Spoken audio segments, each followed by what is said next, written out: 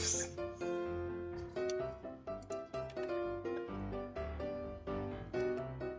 Chapter 1. 3 Brothers. Long ago, a man called Chang lived with his 3 sons, Yang, Qin, and Ying. Chang was very old and very rich. One day, he called his sons to his bedside. "I want you to make me a promise," he croaked.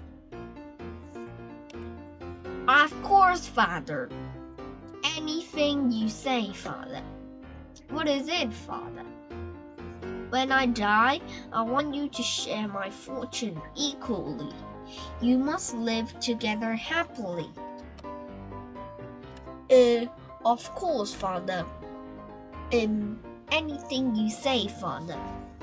"Yes, father." Qin was glad to agree, but his old brother didn't sound so happy. Chapter 2. Fair Shares. Not long after, Chang died and the brothers shared out his fortune. "I'm the oldest," said Yang grandly. "I should have the largest share." "I'm nearly as old as you, Wing Ying. I deserve a large share too." So Yang and Ying each took a big share of the fortune. "The rest is yours," they told Qin. Qin was left with a tiny bag of silver coins. "Thank you," said Qin. Unlike his greedy brothers, he didn't care for money. "We're rich, ha ha." Ying and Yang couldn't wait to spend their cash.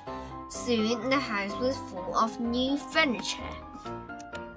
"There's no room for you, Qin," said Ying. "You have to move out." "Bye. See you." So Qin bought an old hut in the village. His home was simple, but he was happy. Chapter 3. Riches to Rags. Qin spent his days with the poor villagers. He used his money to help them. He bought them food, new clothes, and even paid their rent. He never spent a penny on himself. Meanwhile, Qin's brothers used a share of the fortune to make even more money. Now we're super rich. Lovely, lovely money. They bought a huge house, silk clothes, and sparkling jewels. They spent even single penny on themselves. One day, Ying and Yang saw a man dressed in rags. He looked familiar. "Is that Qin?" "It can't be." It was Qin. He had given away all his money and he was the poorest man in the village. "You can't go around like that," said Yang. "You're making our family look bad," added Ying. "Leave the village right now and don't come back until you're rich." Chapter 4. A Mystery Monk. Qin didn't want to upset his brother, so he left the village. He walked for miles and miles. At last, he came to a wide stream. He took off his shoes and dangled his tired feet in the water. "Ah, it's better." "Excuse me," said a voice. Qin jumped. Behind him stood an old monk. "I'm I'm on my way back to my temple, said the monk, but I can't go across the stream. The bridge has broken. Chin was tired, but he was happy to help. No problem, he said. Jump on my back. The old monk held on tightly. Chin carefully waded through the rushing water. You're doing well. The monk and his bottle were heavier than they looked, but Chin kept going. When Chin reached the other side of the stream, the monk gave a weak sigh. I feel fainted.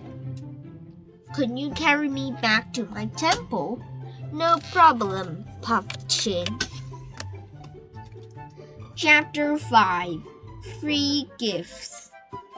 After a long walk, Chin and the monk arrived at a lonely, deserted temple. Where are the others? Asked Chin. I'm the only one here, said the monk. It's a hard life. Chin felt sorry for him. I'll stay and help you, he said. Chin spent the next few months sweeping floors, mending things, and copying out books. One day, the monk noticed Chin looking sad. What's the matter? He asked. I'm missing my brothers and the villagers, sighed Chin. Then you must return, said the monk. I'll be all right on my own.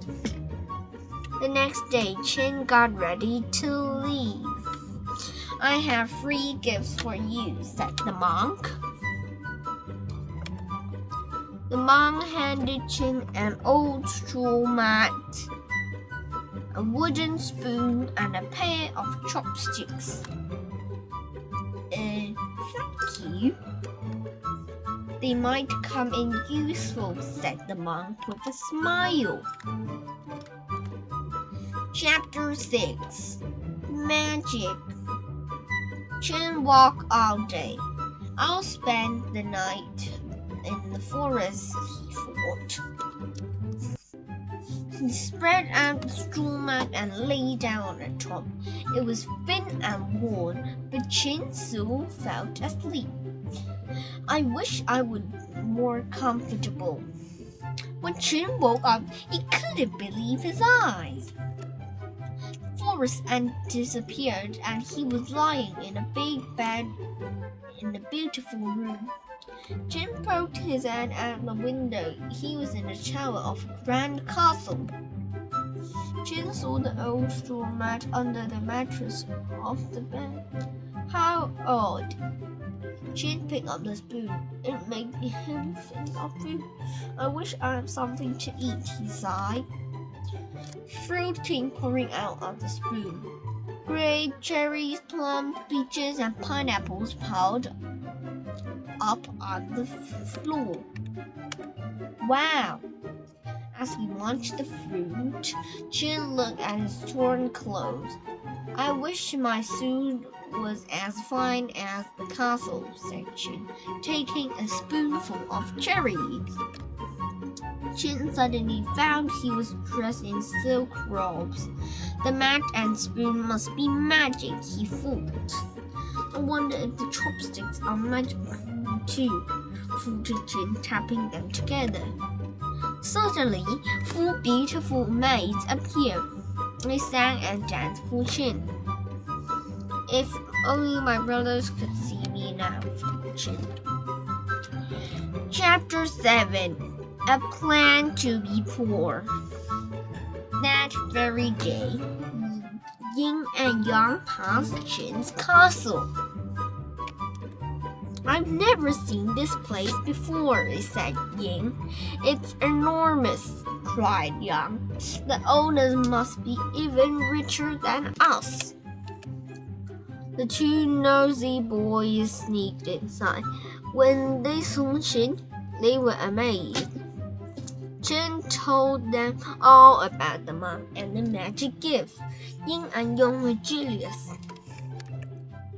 Maybe if we are poor, the monk will give us magic gifts, Yin whispered to Yang. I'm sure he would, said Yang. Let's get started.